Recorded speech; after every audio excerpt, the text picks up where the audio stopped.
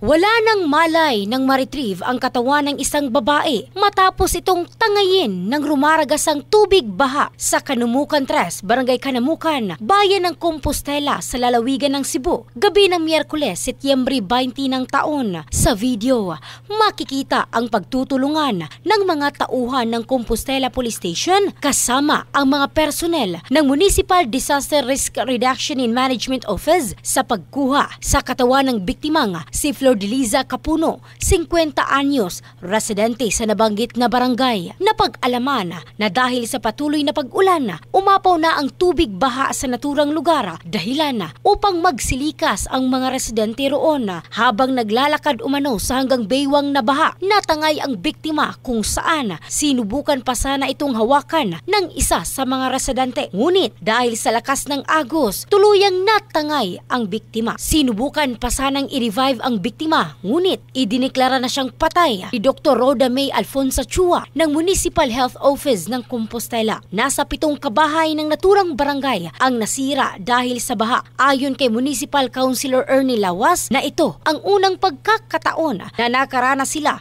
ng ganoong kalakas na baha. Sa ngayon, nagpaabot na ng tulong ang mga tauhan ng Municipal Social Welfare and Development Office sa mga naapektuhang biktima. Ang bahaging ito ay hatid ng DriveMax Adult Herbal Capsule, lalaking laging umaangat. In the heart of changing lives, ito si Michelle Craste ng Brigada News Philippines, The Music and News Authority.